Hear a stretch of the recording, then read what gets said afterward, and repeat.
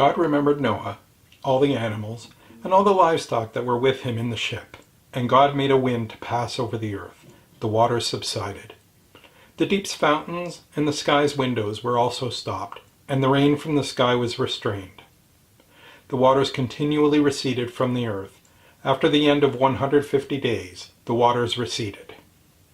The ship rested in the 7th month, on the 17th day of the month, on Ararat's mountains. The waters receded continually until the 10th month. In the 10th month, on the 1st day of the month, the tops of the mountains were visible. At the end of 40 days, Noah opened the window of the ship which he had made, and he sent out a raven.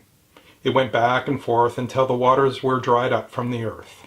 He himself sent out a dove to see if the waters were abated from the surface of the ground.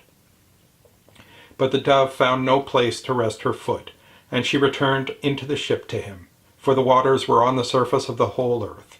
He put out his hand and took her, and brought her to him into the ship. He waited yet another 7 days, and again he sent the dove out of the ship. The dove came back to him at evening, and behold, in her mouth was a freshly plucked olive leaf, so no one knew that the waters were abated from the earth. He waited yet another 7 days, and sent out the dove, and she didn't return to him any more. In the 601st year, in the 1st month, the 1st day of the month, the waters were dried up from the earth. Noah removed the covering of the ship, and looked. He saw that the surface of the ground was dry. In the 2nd month, on the 27th day of the month, the earth was dry. God spoke to Noah, saying, "Go out of the ship, you, your wife, your sons, and your sons' wives with you. Bring out with you every living thing that is with you of all flesh, including birds, livestock, and every creeping thing that creeps on the earth, that they may breed abundantly in the earth, and be fruitful, and multiply on the earth."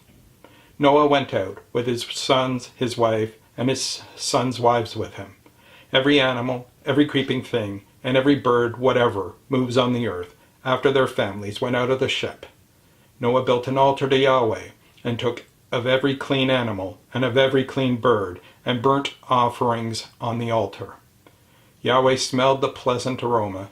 Yahweh said in his heart, "I will not again curse the ground any more for man's sake, because the imagination of man's heart is evil from his youth. I will never again strike every living thing as I have done. While the earth remains, seed time and harvest time, and cold and heat, and summer and winter, and day and night will not cease.